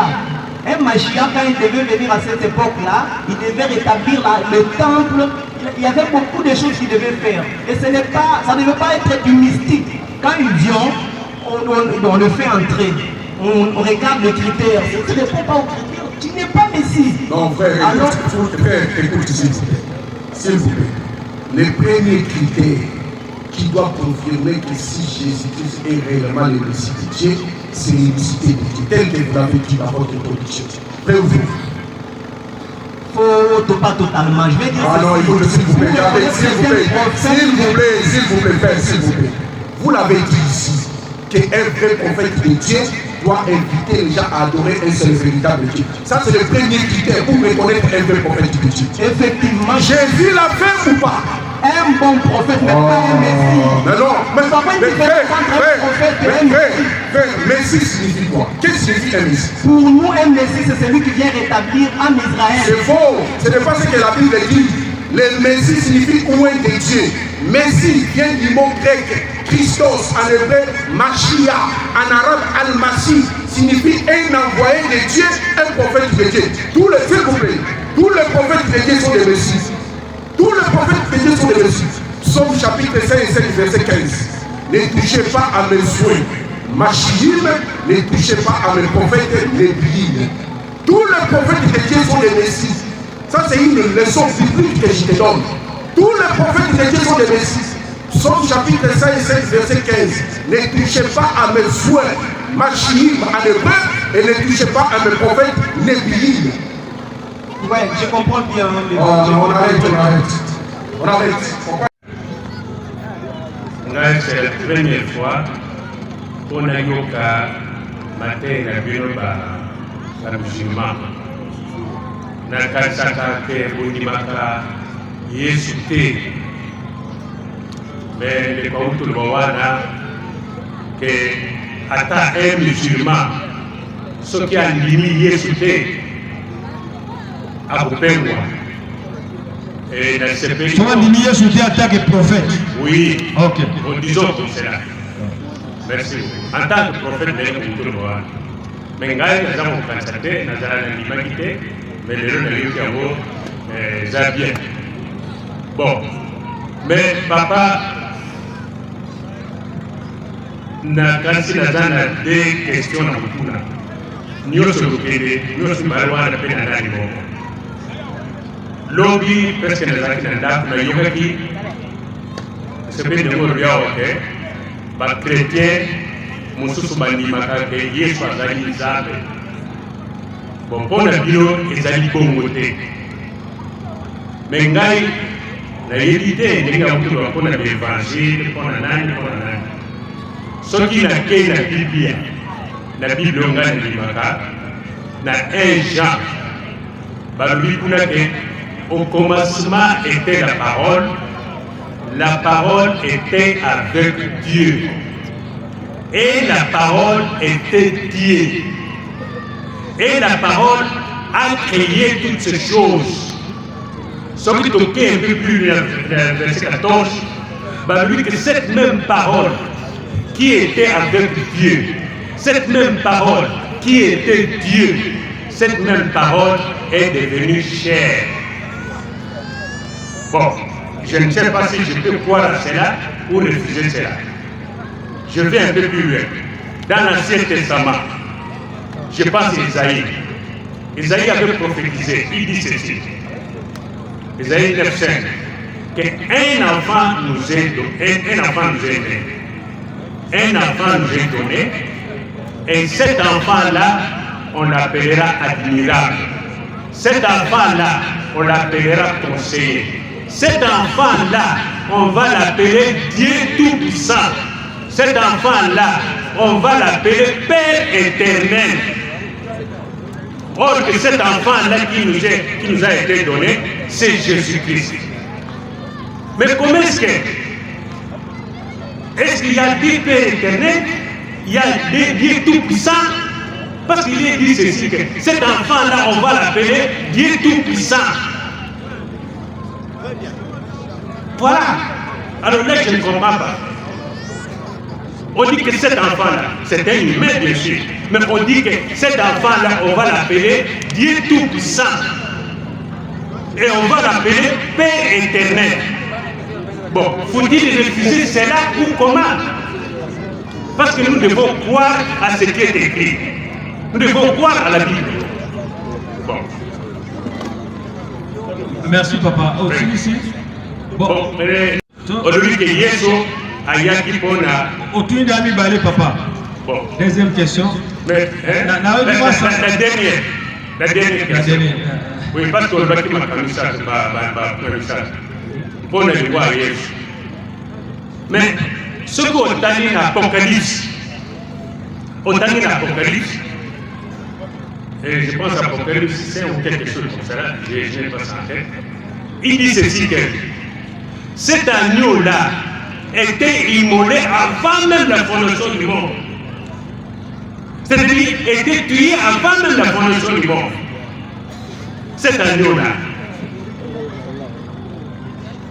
qui devait venir sur la terre pour notre sacrifice, et il a été tué avant même la fondation du monde. Qu'est-ce que vous en dites? Je m'arrête là. Or, la vie éternelle. C'est-à-dire, pour avoir la vie éternelle, il faut que tu me connaisses. Tu attestes qu'il y a un seul véritable Dieu, et c'est le Dieu-là qui a envoyé Jésus-Christ. C'est-à-dire, et Jésus, la partie physique, et le Christ, la partie spirituelle, les deux sont des envoyés de Jésus. Aux conditions où Jésus a posé pour avoir la parole, pour avoir la vie éternelle. Vous en parlez. Et il y a une prophétie, même dans le Psaume chapitre 22, versets 9 à 10. Jésus a dit, oh Dieu, tu as été mon Dieu dans le ventre de ma mère. Jésus a dit, oh Dieu, depuis le maman. Non, arrêtez, non. On vous répond. On vous répond. Je n'ai pas encore touché les versets que vous avez donnés. Je donne juste des passages bibliques, des déclarations qui sortent de la bouche de Jésus, où Jésus lui-même confirme qu'il n'est pas Dieu, pour la répondre sur la prophétie. Vous comprenez? Là, on répond à la préoccupation. On y a maintenant la prophétie à Isaïe. Isaïe 9:5. Car un enfant nous est né, un fils nous a été donné. La domination reposera sur son épaule. On l'appellera admirable, conseiller, Dieu puissant, Père éternel, Prince de la paix, Dieu puissant. Et la chrétienne, dans le passage, on l'appellera C'est-à-dire, ça y allusion à Isaïe chapitre 7, où il est question d'Emmanuel. Parce que version Isaïe chapitre 9, verset 16, Isaïe chanson d'honneur au prophète Isaïe, Azoyemba, on a Ézéchias, le fils du roi Akaz. Donc, il est question d'Emmanuel. Si mon problème, Isaïe va chrétien, il va dire Emmanuel, on a Jésus. Donc, Isaïe 9, 7 ans, il n'a pas nous aimé, fils nous a été donné, Isaïe chanson d'honneur, pour les hommes qui n'est pas un âme, et pas un Jésus. Les problèmes, vous l'avez. So, lui, c'est aussi un problème, nous avons. Au moins, papa, prophétie est valide, car un enfant nous est né. Vers le nez déjà conjugué la passé de passé. Or, que lorsque prophétie qui annonce un Messie, le verbe doit être conjugué au futur. Comme nous sommes dans Matthieu chapitre 1er, verset 19 à 20, ange a libéré Joseph en l'étation de Marie, a dit, Marie est enceinte, elle enfantera. Le verbe enfanter conjugué dans le futur, là c'est moi dans le. Mais quand vous lisez Esaïe 9:5, on dit, car un enfant nous est né. Verbe naître conjugué dans le passé composé. C'est-à-dire, l'enfant était déjà né 740 ans avant Jésus-Christ sous la domination assyrienne. Cette prophétie n'a rien à voir avec Jésus-Christ. L'erreur a été commise par l'évangéliste Matthieu à introduire dans le compte à Jésus-Christ. Or, parmi les 4 évangélistes, Matthieu, Marc, Luc et Jean, il y a des Matthieu d'attribuer prophétie à Jésus-Christ. Preuve Esaïe qui va à Jésus. Jésus jamais l'attaque comme Emmanuel. Jésus qui va à jamais avec Emmanuel, jamais. Parce que Esaïe 9:5, Esaïe chanson d'honneur au prophète Esaïe, Azole Merlan Emmanuel, dans Esaïe chapitre 7, pendant 1 à 14. Mais ce qu'on a dans Esaïe chapitre 7, pendant 1 à 14, dans 14 à 16, voici que la jeune fille deviendra enceinte, elle enfantera un fils, à qui tu lui donneras le nom d'Emmanuel. Et avant que l'enfant Emmanuel sache distinguer le bien et le mal, le pays de 2 rois dont tu crains sera abandonné. C'est-à-dire qu'on parle de 2 rois, le roi de Samarie et le roi d'Assyrie, qui ont fait une coalition pour attaquer le roi de Juda. Donc on parle d'Ézéchias. Emmanuel, c'est Ézéchias, le fils du roi Akaz. Donc cet enfant a vécu 740 ans avant Jésus-Christ, sous la domination assyrienne. Donc profession n'a rien à voir avec Jésus-Christ. Mais là, ma chrétien va commenter les arts. Donc là, la Bible est comme ça. Si on regarde dans le commentaire, dans Isaïe 7, 1, on va regarder pour attribuer les prophéties à Emmanuel et pas Ézéchias. Aujourd'hui, la Bible est donc, on va chrétien catholique, on va rectifier, il s'agit d'Ézéchias et le fils du roi Akaz. Preuve Esaïe. Jésus-Christ va pécher au boulot à Esaïe. Même prophétie Esaïe, première prédication à Jésus. Dans Luc 4, on a aussi autant là. Jésus va pécher au boulot à Esaïe. Aux prophéties, on les a dans la classe politique autant à Esaïe.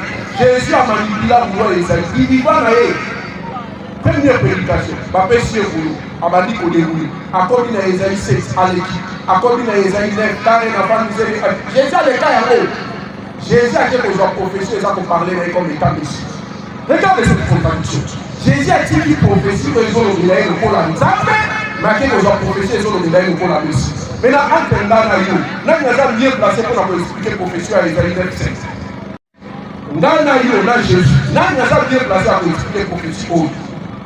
Parce que Jésus a manipulé la Bible à Esaïe. La prophétie à Esaïe 9:5. Car il n'a pas miséré. Jésus a dit ça en haut. Mais Jésus a dit qu'à que quand on voit prophétie, où ils ont accusé comme état messie. Esaïe chapitre 61, verset 1 à 3. Jésus a dit, Ouha Adonai Elia, l'Esprit du Seigneur est sur moi. Il m'a envoyé. Donc Jésus a dit qu'il prophétie sur le réel au monde en Zambé, à qui on prophétie sur le réel au monde en Russie. C'est là le problème. Parce que Jésus, qui vivant à Jésus, aucun apôtre ou disciple avec Jésus comme Emmanuel. Jamais. Donc Emmanuel, c'est Ézéchias, le fils du roi Akaz. Cette prophétie n'a rien à voir avec Jésus. L'erreur a été commise par l'évangéliste Matthieu à introduire Yamon à côté de Jésus-Christ, mais le nom commentateur catholique, par contre, on reconnaît que Emmanuel n'a rien à voir avec Jésus-Christ. Ou les attaques à beaucoup à ça, il étudie, il y a manuscrit, il y a à comprendre. Mais, par chrétien ordinaire, il y a une difficulté à comprendre. C'est ça le fait. 2, chapitre 1, verset 1 à 14.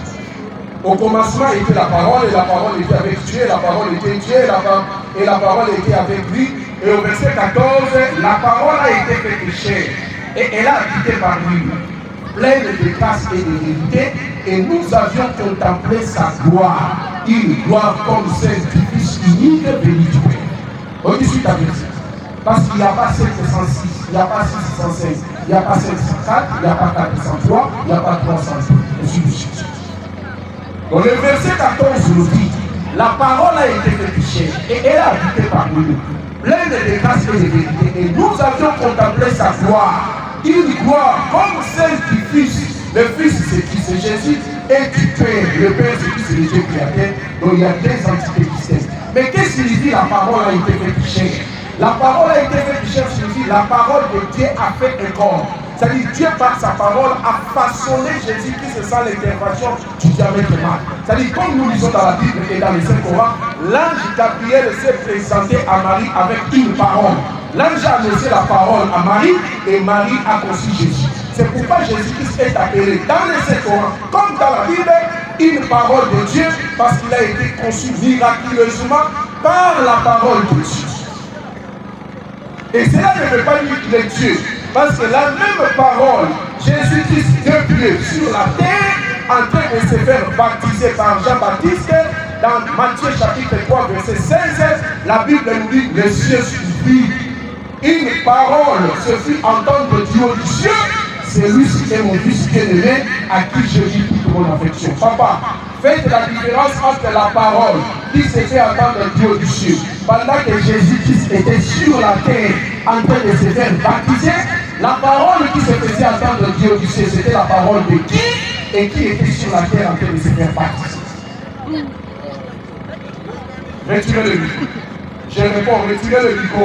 À ce sert à rien à répondre. Batuez pour répondre à la fois de rien. C'est-à-dire qu'il y a la parole de Dieu. Oh, il dit Nicolo.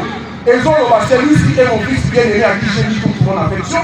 Et cette parole peut créer encore une autre personne comme Jésus en le faisant d'être une vierge comme Marie. Mais pendant que la parole sortait du ciel, c'est lui qui est mon fils bien-aimé à qui j'ai mis toute mon affection, Jésus était sur la terre en train de se faire baptiser par Jean-Baptiste et la Bible nous dit Jésus priait. Il priait qui? Et c'est pour comprendre ça. C'est pourquoi je vous dis, la parole a été faite chair. Signifie pas que Dieu est venu sur la terre sous forme humaine. Cela veut dire que Jésus-Christ a été créé miraculeusement par la parole. Parce que l'ange s'est dépêché à Dieu.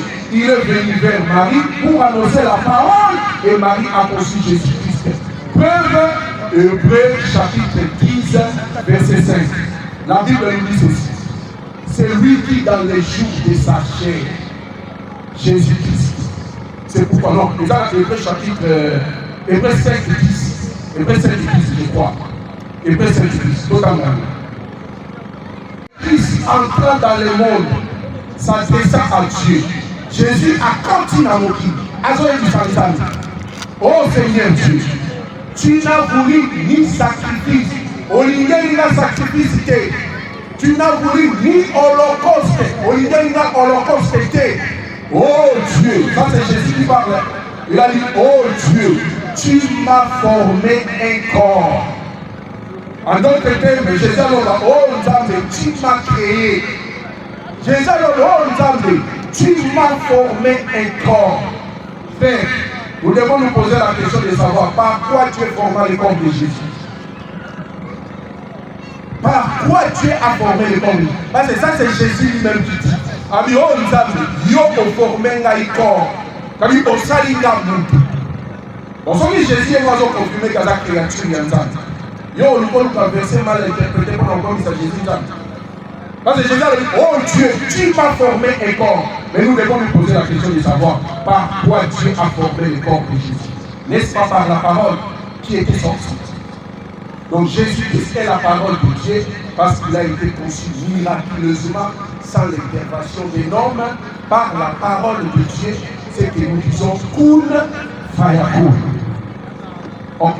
Troisième préoccupation, c'était par rapport à remettre le micro à ce qui n'a l'Apocalypse.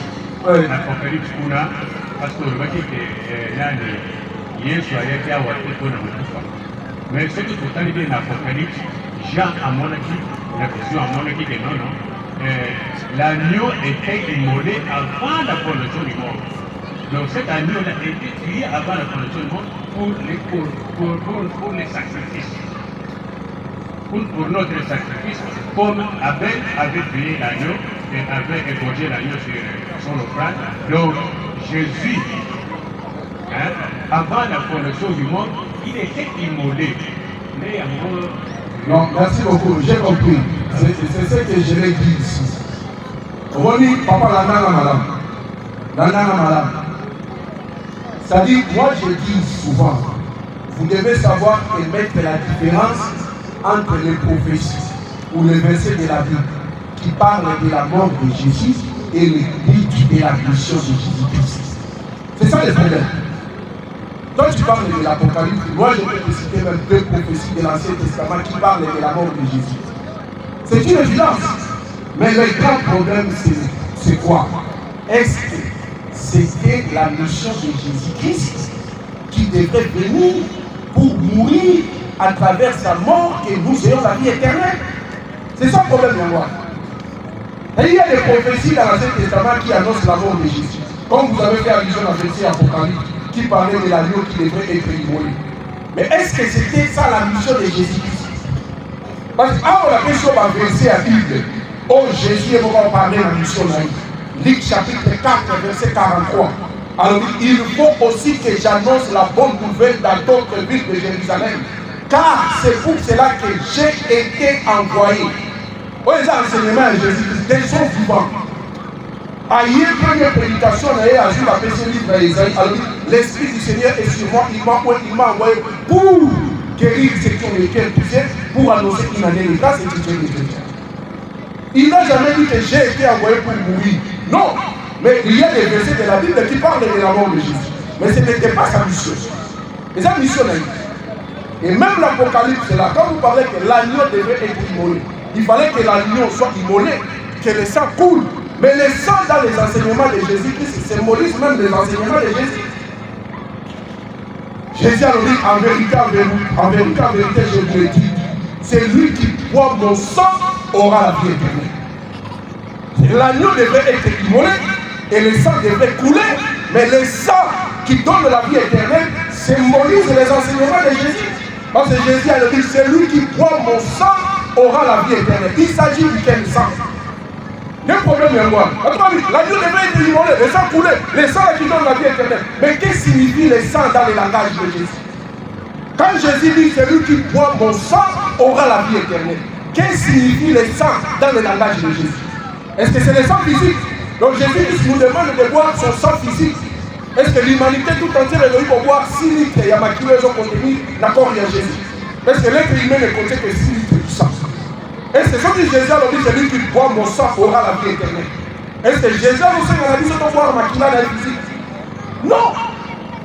Les sang dans le langage de Jésus-Christ signifie les enseignements de Jésus-Christ, parce que celui qui boit mon sang aura la vie éternelle.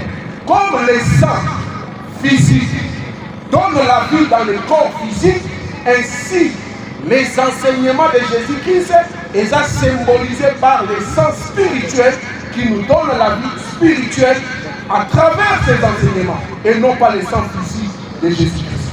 Parce qu'on dit dans Jean 5, 24, en vérité, je vous le dis, celui qui écoute ma parole et qui croit en celui qui m'a envoyé à la vie éternelle.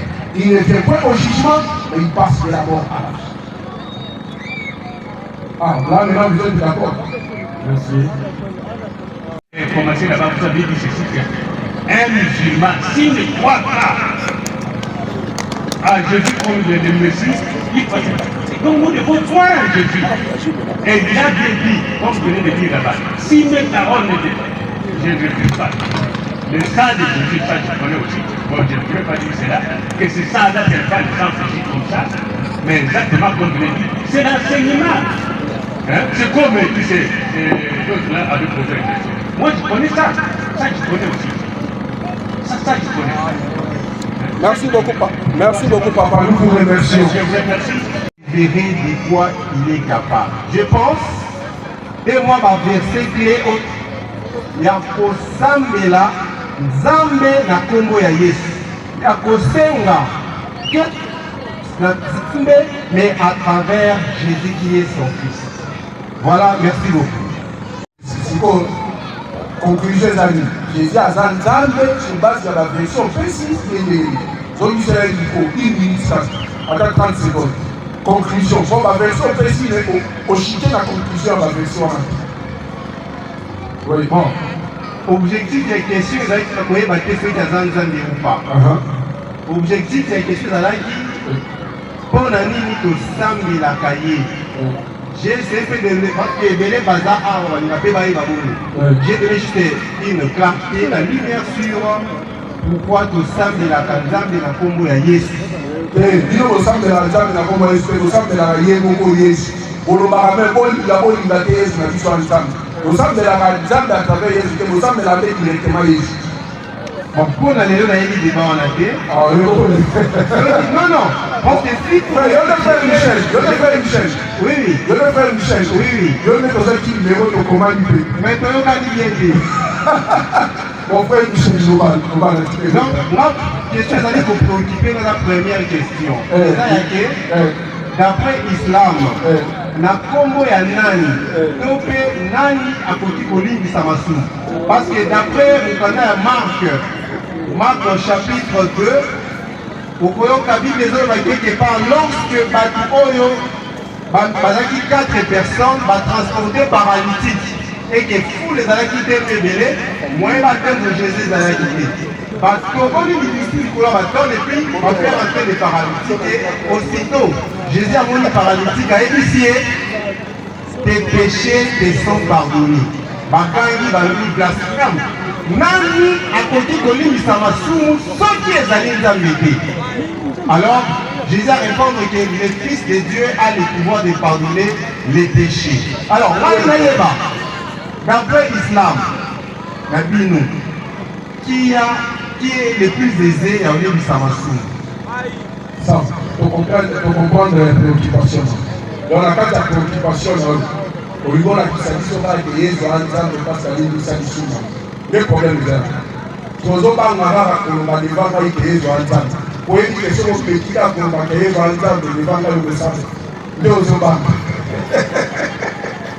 il y a un autre qui a si un frère Michel. Nous avons un exemple de quoi il dit ça va souvent. Un point tout le monde. Frère Michel, oui. On dit, et dans la marque du chapitre 2, Jésus a vu qu'ici, péché à paralytique à Tangoni, dans Juif, mais qui peut pardonner le péché? Et non, si ce n'est que Dieu. Suite à verset, Jésus a répondu. Alors il dit, pour que vous sachiez que le Fils de l'homme a le pouvoir. Le Fils de l'homme a le pouvoir. C'est-à-dire, il a reçu le pouvoir. Il n'est pas le pouvoir, mais il a reçu le pouvoir. Mais Dieu lui-même est le pouvoir. Et il donne le pouvoir à ses messagers de pardonner les péchés, d'accomplir les miracles. Parce que Jésus dit, tout pouvoir m'a été donné. Tout pouvoir m'a été donné. Mais qui lui a donné ce pouvoir? Qui lui a donné ce pouvoir? Mais c'est un micro. Là, il appelle ça Jésus-Christ pouvoir au lit de Samassou et à paralytique. Selon les versets. Moi, je pense que c'est celui-même-là, Oyo, Ayaki, Nanzina, Yazoto, parce que ça peut être, parce que, ne se contactez pas avec une Bible qui coûte 2000 francs. Quand la Bible est comme chose, plus de 100 $. Quand la Bible c'est mais quand ils ont commenté, quand on a commenté, quand on a l'histoire de l'église, au Koye, par l'innovation de l'écoutez, payez la carte de christianisme entre autres études. Si on passe, on va dire, on vit, ça va nous amener à dire. Mais lui, les actifs, les anciens, ça va prêter dans la gloire au président.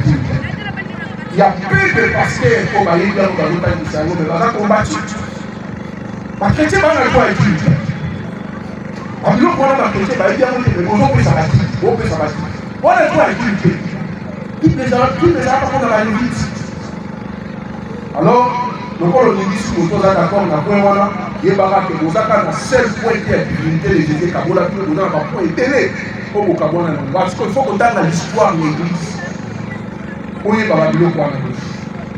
Pour remercier au frère du chef. Les guérisons. Il est les chrétiens, les bouddhas, les religions traditionnelles et les musulmans. Car toute victime des maladies est guérie dans ces différentes confessions selon leur foi. Donc il est lié dans l'hyposanguisation. Parce que selon peut-être l'esprit à question d'ailleurs, c'est-à-dire, Motonio sort à côté de n'importe quel partout, même musulman qui n'a rien à voir avec Bunda, à une guérison, mais à vous qui n'est pas qui m'a dit ça qui a qui. Donc il y a un sens voilà. Comment ça dit manifesté? So il va y avoir une année à madame qui n'a jamais été dans le pico. La sens voilà non. Donc ça dit toucher même à l'ubique. Donc ça c'est un témoin. On imam va répondre. Imam va répondre pour répondre à la question. C'est l'islam. Isabiso lobiko tolukanga yango kaka epai ya ngolo nzambe Allah subhanahu wa ta'ala. Alors mutu kokende kozwa lobiko epai ya bangunza tona bamangomba mususu kokende koluka lobiko kuna yango tende ezolakisa ke bamangomba wana ezali na bosolo. Parce que le biko ya malamu balukaka yango nde epai ya nzambe. Alors bamangomba wana biso tozali kokroire ke bazali na bacroyance oyo ezali libanda ya bonzambe ya malamu, ya bonzambe ya solo. Même ata soki moto akei kuna e na ye azwi guérison yango te nde elakisi ke maye wana bango bazali na yango ezali bosolo. Différence ezali entre kozwa guérison na bosolo ya maye oyo à travers yango guérison wana eye. Donc epai na biso ba musulman tolobi boye guérison ya malamu tokoluka yango kaka epai ya nzambe directement. Mais na bamangomba mususu oyo bato babele eyanga ndenge moko nde bato mosusu bakenda pa bandako ya nganga ake na ndako ya nganga ake kosenga eloko moko bepe azwi yango. Est-ce que ndé la kisike kokenda ndako ya nganga eza malamu? Non. Ozomona kokenda ndako ya nganga eza malamu te ata soki yo ozwi eloko oyo olukaki na ndako ya nganga. Mais yango te nde elakisi ke ndako ya nganga eza malamu. Lokola biso ba musulman tozali croire que Islam nde ezali religion ya bosolo esengeli na bato nyonso tu bondela nzambe kati na yango. Pe tozomona ke lobiko ya malamu oyo nzambe alakisi na biso ezali oyo ezali na kati ya Islam. E soki bato bakei koluka yango na bamangomba mususu bazwi yango te nde ezali kosala ke mangomba wana ekoma bosolo liboso ya nkolo nzambe. Wana ezalaki mokuse ya mai oyo nakoka korepondre. Tuna baruki ezali shirikia batraitement spirituel ezali idolâtrie. Yana sorte au que ruki yango abe na yango nushra. Nushra c'est-à-dire fa kusiri kisiri kolongola bondoki na kibondoki. Soki ba nganga bato balokaki moto nganga wana mpe akosala betratation ya moto wana azwi lobiko me ezala momentanement ezala na solo te. Ezala solo te ya momentalement yango mona aza na biblique bakajimi na ye na moto oyo baloki ye yaza na kibonganga na ye na moto oyo baloki ye bakopere na bajimi oyo ya moto wana azalaki na oswati ya ye baleki makasi babengani oyo moto wana azalaki na yango. Donc eza sorte ya traitement spirituel wana oyo islam epekisi yango. Islam yali kosala traitement ezali na kitabu ya sunna na Quran na sunna kotangela maladi za baopesa ekenge. Ezali koloba te so tokenga tomona bakacher abeti moto dale vite moto akoyi tolobaki non ta même pratique okokana kati l'église au nom de Jésus dale vite moto akoyi kati mpe dale vite moto akoyi so moto akoloba ndenge lokola kacher akoyisi wana kakoyisi toloba so ndenge et solidaire deko imam va répondre à cette question inchallah. Assalamu alaikum wa rahmatullahi wa barakatuh.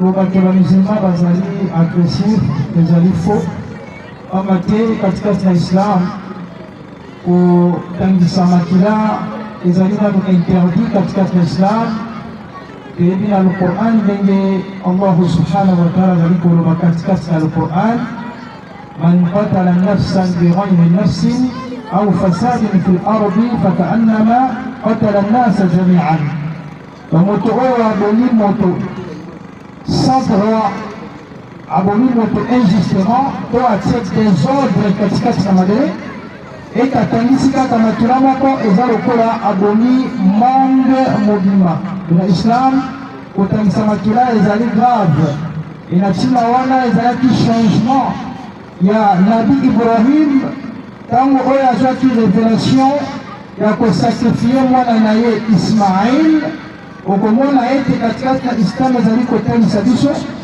ntango oyo alingi asala mai wana kuto na ye bandaki kokoya kokata oyo ezali kingo ya Ismaïl tikino na nzambe aye kochange aye kokitisa oyo ezali meme na place ya Ismaïl nde nabi Ibrahim ayegorgeaki meme wana olie ayegorge Ismaïl nde ezali mokolo oyo biso tofetaka oyo ezali mokolo ya fete ya immolation oyo communément ebengamaka tabaski nde mpona kolakisa ete islam elingi te makila etanga soki ezalaki lolenge wana nzambe alingaki atika na abraham asila koegorge mwana na ismaïl islam ezali korekonetre te makila ezali interdit mais esengeli na biso kosakrifie nde oyo ezali banyama pamba te ezali recommandé prophète Muhammad sallallahu alayhi wa sallam azali korekomande na biso alobi alaykum biljamaa tokozala lisanga bozala ini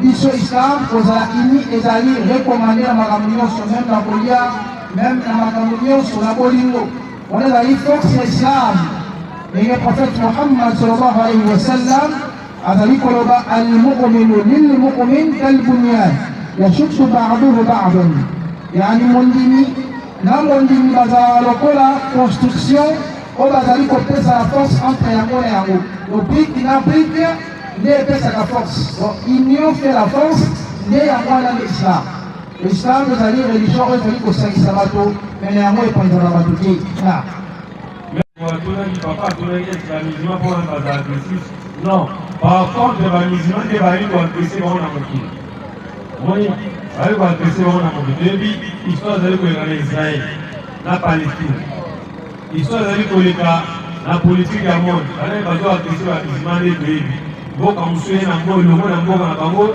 ekobombarde bamizima mpo ani pourquoi parce que bazaka bamizima moni de bamizima mpona agressivité mais kodefendre différent ezali autorisé musulman kodefendre adefendre droit na ye wana ezali autorisé question mosusu ndeko atuni pourquoi avez-vous opté pour cette conférence débat ou campagne populaire mamusule ndeko atuni mpona nini boponi débat oyo conférence parce que ezali mbala liboso peut-être esalami awa mpo ani boponi yango campagne ya débat populaire naam soki toponi kobima liboso na bino mpona kokomisela bino sango ya islam parce que nzambe arekomande biso na kati ya buku na ye saint au coran topanza sango ya islam mpe tosolola na bamangomba misusu et surtout na bakretien na bajuif